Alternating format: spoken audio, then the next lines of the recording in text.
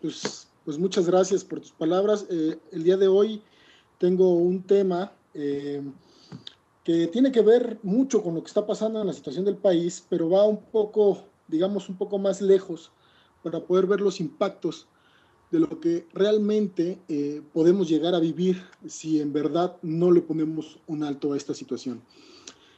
Lo que ha salido a decir ya la Secretaría de Hacienda y Crédito Público es que, digamos que el crecimiento, el ajuste del PIB que se hizo de un crecimiento del 3.5%, que era su estimación inicial, a un ajuste que realizó a la baja de 1.88%, pues entonces lo que nos está sugiriendo es que estamos entrando, digamos, a un periodo en donde prácticamente podríamos llevar a la recesión, ¿no? A la recesión y ahorita estamos como en un periodo de estacionario que no permite crecimiento.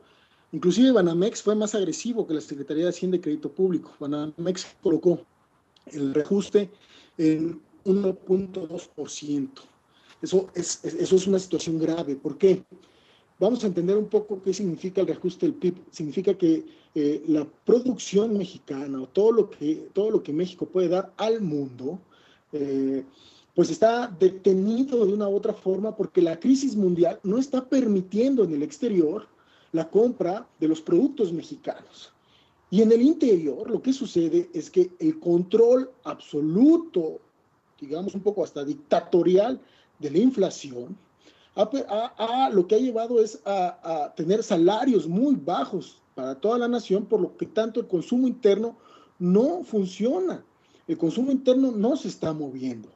En este punto, a mí lo que me gustaría agregar es que aquí se puede entender muy bien cómo el neoliberalismo, el mal llamado neoliberalismo, que tanto he hablado en este espacio, este cinismo histórico, que busca golpear al salario interno, que busca de una u otra forma siempre mantener la dependencia económica centro-periferia, pues entonces lo que está generando es que estamos llevando a un proceso de crisis que es una mentira que se ha creado en los más medias, que se ha salido del entorno mundial. Ni siquiera Estados Unidos. Parte de eso también es fundamental la guerra que puede suceder hoy en día en Siria. Pero regresando al tema, México, con las contrarreformas laborales que ha implementado, la última, esta que acabamos de vivir apenas ayer, esta contrarreforma es que ha golpeado al salario de la población y no le ha permitido que ese salario pueda ayudar a crecer de una u otra forma a las empresas que pudieran verse beneficiadas, pero empresas, me estoy refiriendo a aquellos micros y pequeños empresarios que pudieran salir de una u otra forma por el consumo interno. Lo que están haciendo es golpear. Uno de los efectos muy graves que también podríamos poner aquí en la mesa el día de hoy, que me gustaría discutir, es que aunque la inflación ha querido ser controlada, pues lo que empezamos a tener es el aumento paulatino del precio del pan. Tan solo no porque sea Bimbo, pero sí porque no por ser Bimbo, sino más bien por ser el monopolio de lo que sucede con las harinas, Bimbo ha reajustado sus precios 3 veces este año. Ha habido un aumento en el precio del pan blanco, que es justamente el pan que consume la mayor parte de la población, y eso pues nos lleva a pensar que los hogares mexicanos empezamos a tener una crisis dentro del consumo. De aquí a que se generalice una crisis dentro de la producción, porque la producción no está pudiendo circular debido a la crisis mundial, pues estamos entrando a un periodo muy radical de recesión que nos va a llevar a una crisis aún mayor. En ese contexto, querer seguir golpeando al salario de los mexicanos, pues es nada más ponernos una soga al cuello. Creo que es muy importante en ese sentido, pues empezar a defender los espacios necesarios. Y lo pongo aquí como para un tema a discutir que creo que da para mucho. Hola César, buenas noches, mucho gusto que estés con nosotros. Pues lo que me impresiona es que estas medidas de los neoliberales, de los capitalistas a ultranza, que siempre tienen como propósito, según ellos, sus motivaciones, que las medidas económicas tengan mucho éxito, logren su resultado. Es lo que se requiere para triunfar en este mundo. Y no, ni con estas medidas que han puesto a rajatabla en varias partes del universo, y en México mucho más, han servido para mantener sus mismos estándares económicos como ellos quieren. Una adoración al mercado, a ese término tan esotérico que es la mano invisible, y ni así, ni siquiera solamente centrándose en eso, han logrado que las medidas económicas que ellos tanto aman resulten bien. ¿Qué pasa ahí, César? Mira, yo creo que algo muy importante que mencionas, Marta, es que creo que desde que mis abuelos vivían digamos, en México y tenían una noción sobre economía, siempre estamos despegando, toda la vida estamos con el eterno take-off económico. Ahora sí, si aplicamos tales reformas, si hacemos la modificación a tales artículos, si podemos lograr vencer tales situaciones, entonces podremos despegar. La economía no despega porque finalmente el capitalismo cínico, el cinismo histórico con el cual está hecho, necesita, sin lugar a dudas, de una correa de poder que viene de los centros hegemónicos, una correa de poder que genera una dependencia económica. La desindustrialización de México y el proceso de maquilas que se instaló, pues nada más es un botón de muestra que nos permite ver de qué manera este país no está construyendo ese gran despegue que tanto se dice, sino más bien lo que está construyendo es cada vez más una subordinación aún peor, mayor, profundamente mayor, hacia los intereses que nada tienen que ver con el Estado mexicano. El Pacto por México, en ese sentido, lo que está haciendo es romper con el pacto social. César, esto del avance del PIB que nos estás hablando, efectivamente es por decirlo así, es el peor de los últimos 20 años. El avance del PIB en lo que va del gobierno de Peña Nieto es el peor en 20 años, y eso no lo asegura los izquierdistas, lo aseguran analistas privados y académicos, y como tú bien dices, más aún severamente lo han hecho algunos analistas de Banorte, de Bancomer y de propio Banamex. Pero esta parálisis pues no está pegando a todos por igual. O sea, a los jodidos les está dando más duro. Ahí están, por ejemplo, algunos datos.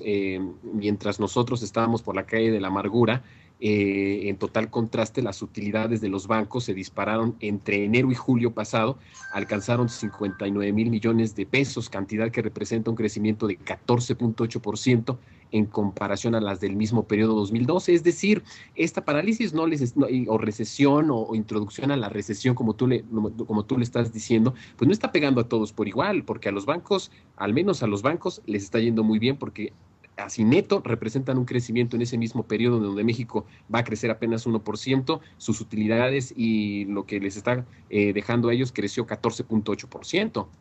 ¿Cómo se explica eso, César? Mira, Jonathan, yo creo que finalmente lo que yo te lo que comentaba Marta, y creo que es importante recordar, nuestra economía es una economía periférica, es una economía que por sí sola no puede, digamos, mantener un proceso productivo. Inclusive, y es un tema que algún día tendremos que tratar en esta mesa, en el tema de la soberanía alimentaria, nosotros finalmente importamos la mayor parte de cantidad de cereales, esencialmente el maíz. Pero, ¿qué pasa, no? Al ser nosotros una economía dependiente, finalmente hay capitales que vienen y succionan ese tipo de recursos. Creo que lo más grave en este proceso, Jonathan, es que vamos a poner los puntos sobre las 10. ¿Quiénes son los afectados realmente? Pues sí, puede ser que haya pues la gente de a pie, la gente que de una u otra manera trabaja, de una u otra manera es empleada de un lugar, de cualquier trabajo en una pequeña o microempresa.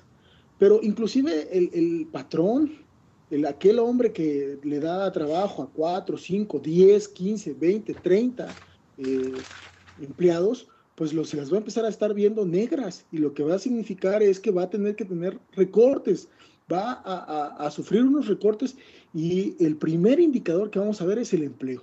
Tan solo La estimación que dio la propia Secretaría, el propio gobierno, fue que íbamos a bajar su estimación era alrededor de menos 70,000 empleos menos. Nosotros necesitamos alrededor de más de, por ahí de 5 millones de empleos en el país, y lo que están calculando ellos eran como 580,000, y resultó que reajustaron a 535,000.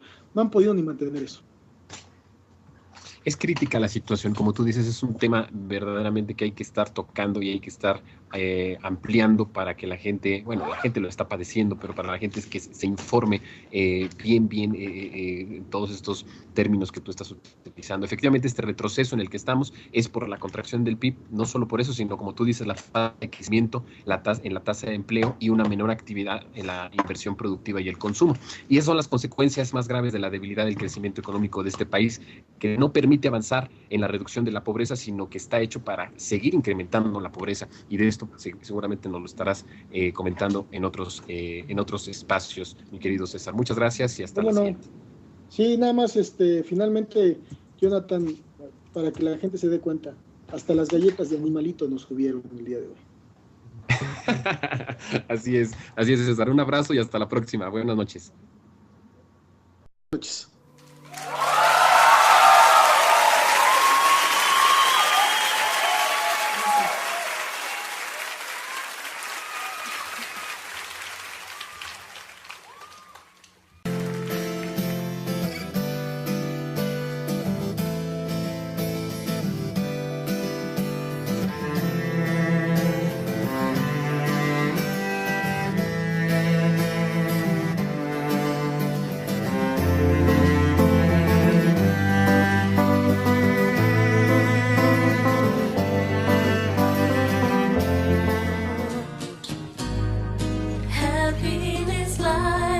Estamos entrando, digamos, a un periodo en donde prácticamente podríamos llevar a la recesión, ¿no? A la recesión, y ahorita estamos como en un periodo de estacionario que no permite crecimiento, y que realmente podemos llegar a vivir si en verdad no le ponemos un alto a esta situación.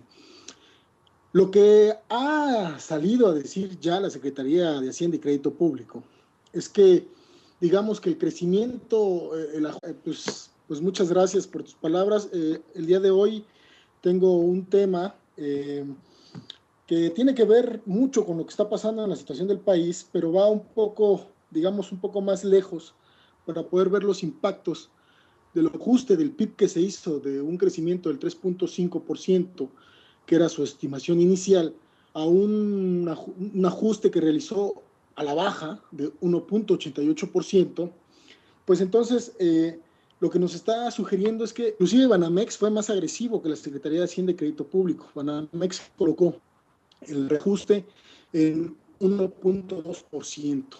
Eso es una situación grave. ¿Por qué? Vamos a entender un poco qué significa el reajuste del PIB.